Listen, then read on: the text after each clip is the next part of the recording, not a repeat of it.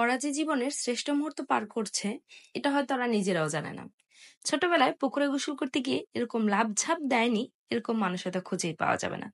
কিন্তু সময়ের সাথে সাথে এগুলো শুধু স্মৃতি, আর কখনো ফিরে পাওয়া যায় না। আমি 25 বছর পরে আমি পুকুরে গোসল করতে যাচ্ছি। এই এলাকায় এসে আমি পুকুরে গোসল করি নাই। হ্যালো গাইস, আসসালামু আলাইকুম। সবাই কেমন আছেন? আশা করি সবাই অনেক ভালো আছেন। আর এই ভর দুপুর বেলা ভাবতেছেন তো সবাই মিলে কোথায় যাচ্ছি? আর কোথায় যাব? চলে যাচ্ছি পুকুরে গোসল করার জন্য। বর্তমান জামানায় আমরা তো সবাই সুইমিং পুল পেয়ে পুকুরের গোসলটা যেন ভুলেই গেছি।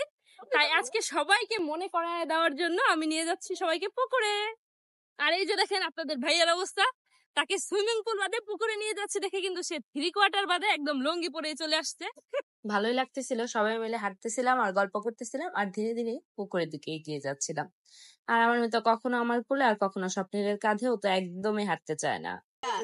দেখতে দেখতে আমরা কিন্তু সবাই চলে আসছি পুকুরের একদম কাছে। এই দেখুন পুকুরের ঘাটটা কত সুন্দর। আমি লাস্ট কবে পুকুরে গোসল করছি আমার মনে নাই।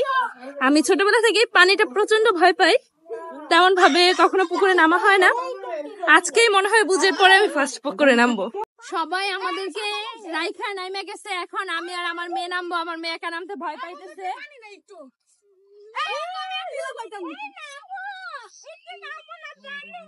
আমার প্রচন্ড ভয় লাগতেছে।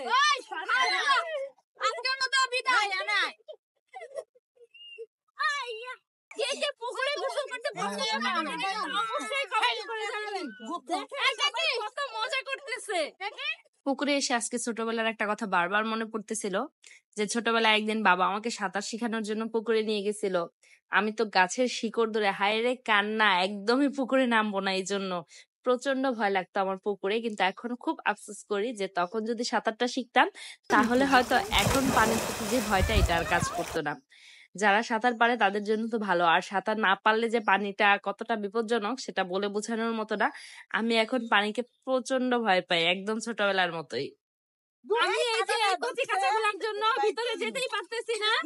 সত্যি বলতে কি আমার অনেক ভয় লাগতেছে, এই জন্য যাচ্ছি না। আর আমার আব্বাজান তো অনেক মজা করতেছিল, গাছ থেকে লাফ দিতেছিল। আমার তো দেখে প্রচুর ভয় লাগতেছিল। আর এই পাশে আমি আমার মেয়েকে নিয়ে খেলতেছিলাম। ও আমার মতো একদম ভীত হয়েছে, পানি ভয় পায়, তারপরও আবার কম পানিতে অনেক আনন্দ করতে চায়। ডুব প্রতিযোগিতায় কে সবচেয়ে বেশিক্ষণ ডুব দিয়ে থাকতে পারে? সবাই রেডি? ওকে, রেডি স্টাডি গো।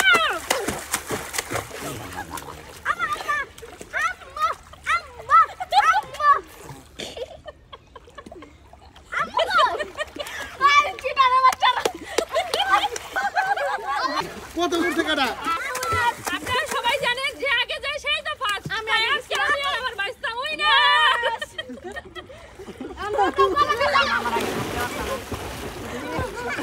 আমার কানে প্রচুর পানি, একদম তপ্ত হয়ে গেছে, কিছু শুনতেছি না। দেন এরকম জায়গা থাকলে দেন, আশীর্বাদ থেকে সুন্দর পানি থাকলে ওদিকে ধরো, কিছু ওদিকে ধরো।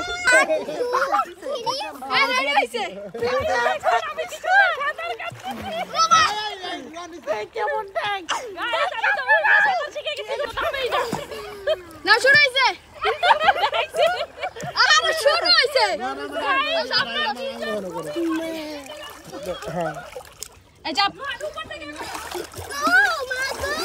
গাইস, আমাদের পুকুরে গোসল করা শেষ, এখন আমরা বাড়ির দিকে যাচ্ছি। কিন্তু এই যে এতক্ষণ গোসল করলাম, পপি আপু আপনার কি কেউ আবিষ্কার করতে পারছেন পুকুরে গোসল করার না কারণ? অবশ্যই সবাই হলে জানা যাবে। সবাই কমেন্ট করেন যে মানুষ এখন পুকুর রেখে কেন সুইমিং পুলের দিকে ঝুঁকছে। অনেকদিন পরে এত আনন্দ করলাম। যাই হোক, সবাই ভালো থাকুন, সুস্থ থাকুন। ভিডিওটি শেষ পর্যন্ত দেখার জন্য অসংখ্য ধন্যবাদ। আর ভিডিওটি ভালো লাগলে কিন্তু অবশ্যই চ্যানেলটা সাবস্ক্রাইব করে একটা লাইক কমেন্ট করে যাবেন। আল্লাহ হাফেজ।